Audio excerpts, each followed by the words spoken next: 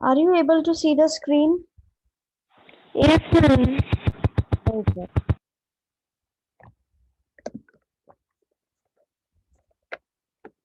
कल हमने chapter complete किया था जुडिशरी। आज हम इसके टेक अवे पॉइंट्स डिस्कस करेंगे। उससे पहले मैं ये पूछना चाहूंगी, आपको कोई दिक्कत आई है इस चैप्टर में तो आप पूछ सकते हैं।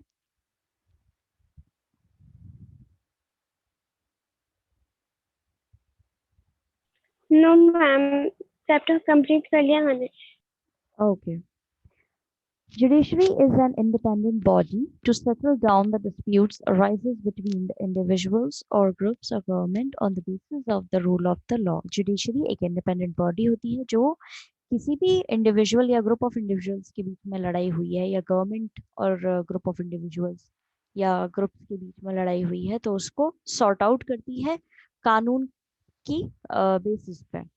The rules of laws, the rule of laws ensures supremacy of law, which safeguards the right of individuals, settle disputes, and ensures that democracy does not give way to individual or a group of dictatorship.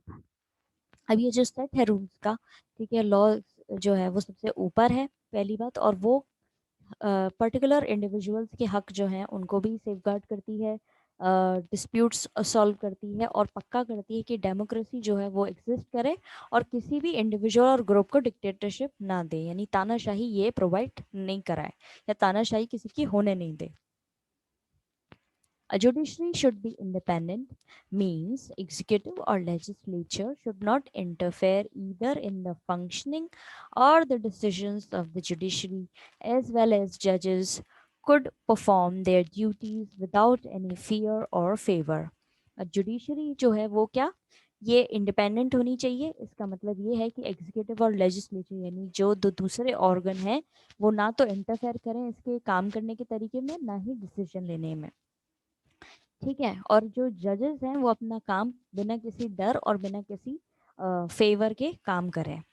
The constitution of India has the provision for single integrated judicial system. Constitution जो है India का वो एक single integrated judicial system से चलता है, यानी यहाँ पे एक ही जुडिशियल सिस्टम को फॉलो किया जाता है। Provisions for Supreme Court of India have been made consisting a Chief Justice and 25 other judges. Provision जो Supreme Court के अंदर इसमें एक Chief Justice और बाकी 25 other judges होते हैं. The judges of the Supreme Court are appointed by the President after consultation with such of judges of the Supreme Court and the High Courts in the states as the President may deem necessary for the purpose. अब जो appointment है जजेस का supreme court के, वो जो supreme court के जजेस हैं उनकी सलाह और उनकी कंसल्टेशन से होता है। प्रेसिडेंट जो है उनसे बातचीत करके सेलेक्ट करते हैं सुप्रीम कोर्ट के और हाई कोर्ट के जजेस, और प्रेसिडेंट जो है उनको हटा भी सकता है अगर कोई उनको रीज़न मिल जाए तो। The judges of the Supreme Court hold the office till the age of 65 years. Supreme court के जजेस जो हैं वो 65 years तक की उम्र तक काम करते हैं। The judges' salaries are determined by the parliament by law, which are specified in the second schedule. अब जजेस को कितनी सैलरीज मिलेगी वो सुप्रीम कोर्ट डिसाइड करता है, मतलब सॉरी, सुप्रीम कोर्ट के जो जजेस हैं उनकी सैलरी कौन डिसाइड करता है, पार्लियामेंट डिसाइड करता है, वो भी कानून के तहत, जो कि सेकेंड शेड्यूल में आप देख सकते हैं। A judge of the Supreme Court or the High Court can be removed only on the grounds of misbehavior or incapacity. If someone charges are imposed against the judges, it must be approved by special majority in both the houses. अब supreme court के जज हों या high court के जज हों, इनको तभी हटाया जा सकता है या तो इन्होंने गलत व्यवहार किया हो या फिर ये लायक नहीं हो, ठीक है, या इन्होंने काम पूरी तरीके से नहीं किया हो, तभी इनको हटाया जा सकता है। और उसके लिए एक स्पेशल मेजॉरिटी चाहिए होती है दोनों ही हाउसेज में। आप मतलब किसी भी जज के खिलाफ अगर कोई चीज़ फाइल की गई है तो उसका इशू उठाया जाएगा और वोट्स मांगे जाएंगे दोनों हाउसेज में। अगर दोनों हाउसेज में सही अमाउंट में मेजॉरिटी मिल गई है तभी उस जज को हटाया जा सकता है उसकी पोस्ट पे से। When the office of the Chief Justice falls vacant, the duties may be performed by the other judge of the same category to whom the president may appoint for the same purpose. अगर chief justice की जगह खाली है तो दूसरे जज के द्वारा चीफ जस्टिस की भूमिका निभाई जाएगी, वो भी प्रेसिडेंट के अपॉइंटमेंट के बाद में, यानी प्रेसिडेंट ही उस व्यक्ति को अपॉइंट करेगा उस पोस्ट के लिए। Supreme Court exercises its jurisdiction in the form of original writ, appellate, advisory और special powers. Supreme Court की powers के अंदर कौन कौन सी फॉर्म है? ओरिजिनल, रिट, एप्लेट, एडवाइजर और स्पेशल पावर्स. इस अभी तक के पॉइंट्स में कोई दिक्कत आई है तो पूछिए.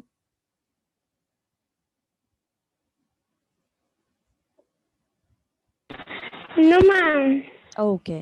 ओरिजिनल है to settle disputes between the union and states and among state.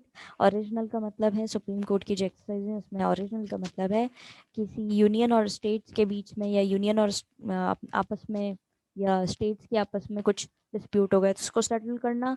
Writ can issue constitutional rights to protect fundamental rights of the people. लोगों के फंडामेंटल राइट्स को प्रोटेक्ट करने के लिए रिट इशू करना. Appellate tries appeals in civil criminal constitutional cases. यहाँ पर appeal जो है वो ट्राई की जाती है, मतलब लगाई जाती है सिविल क्रिमिनल और कॉन्स्टिट्यूशनल केसेस में.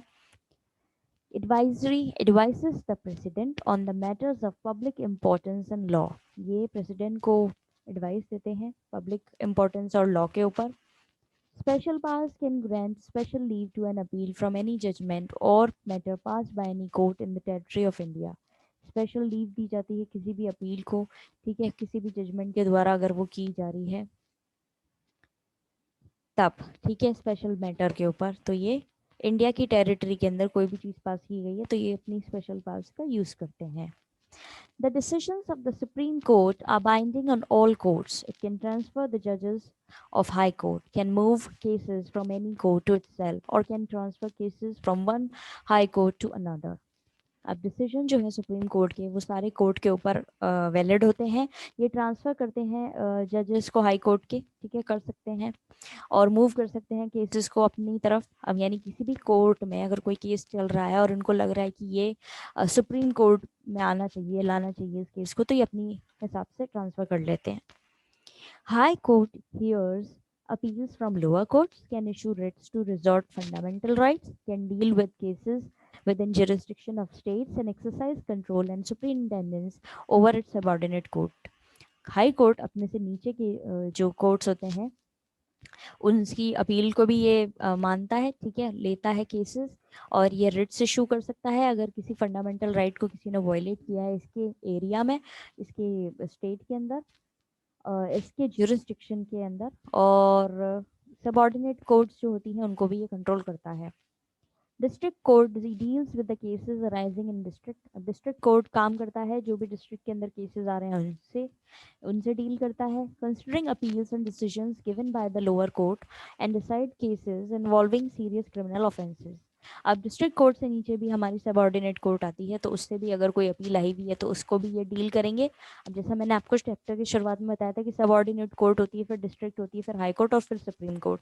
तो कई बार आप सेटिस्फाई नहीं हो, आपके सबऑर्डिनेट कोर्ट में आपका केस चल रहा है, आप सेटिस्फाई नहीं हो तो आप आगे जाकर के उससे ऊपर डिस्ट्रिक्ट कोर्ट में अपील करोगे, वो डील करेगा. फिर डिस्ट्रिक्ट कोर्ट से अपील करोगे हाई कोर्ट में, वो फिर डील करेगा. फिर उसके बाद में सुप्रीम कोर्ट फाइनल.